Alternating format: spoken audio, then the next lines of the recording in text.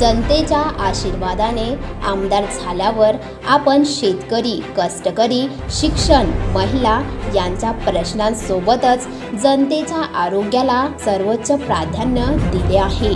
त्यामुळे अहेरी विधानसभा क्षेत्रातील दुर्गम भागात आवश्यक तेथे प्राथमिक आरोग्य केंद्र, उपकेंद्र तसेच आरोग्य पथक मंजूर करून कोट्यवधीच्या निधीतून नूतन इमारत बांधकाम करून सर्वसामान्य नागरिकांना दर्जेदार आरोग्य सेवा प्रदान करण्याचा आपला प्रयत्न आहे, असे प्रतिपादन आमदार धर्मरावबाबा आत्राम यांनी केले।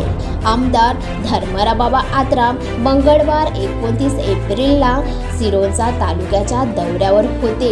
या दरम्यान त्यांनी रेगुंडा परिसरातील अतिदुर्गम नरसिंहपल्ली येथील आरोग्य पथकाच्या नवीन इमारती भूमिपूजन प्रसंगी बोलत होते। त्यावेळी पुढे बोलताना आमदार धर्मरावबाबा आत्राम म्हणाले की एकेकाळी रेगुंडा परिसर हा अतिदुर्गम असून ओळखला जायचा, मात्र मागील काही वर्षापासून या परिसरात मुख्य रस्ते, नदी नाल्यांवर पुलांचे बांधकाम करून खेड्यापाड्यांना मुख्य रस्त्यांशी जोडण्याचा प्रयत्न करण्यात येत आहे।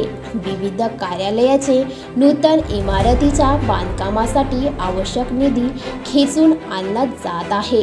या परिसरातील नागरिकांच्या आरोग्याची समस्या लक्षात घेऊन या ठिकाणी आरोग्य पथकाची स्वतंत्र इमारत व्हावी यासाठी वरिष्ठ पातळीवर प्रयत्न करून सदर निधी खेचून आणला असल्याचेही ते यावेळी म्हणाले।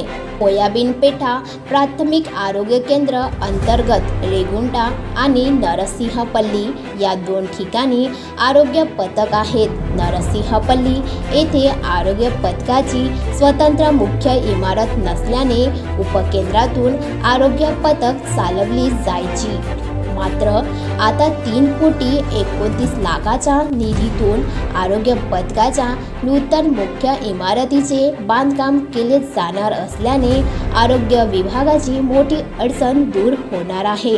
एवढेच नव्हे तर या परिसरातील रुग्णांना देखील दर्जेदार आरोग्य सेवा मिळण्यास मदत होईल। शिवाय रेगुंडा परिसरातील रुग्णांना उपचारासाठी सिरोंचा, अहेरी किंवा लगतच्या तेलंगणा राज्यात धाव घ्यावा लागणार नाही।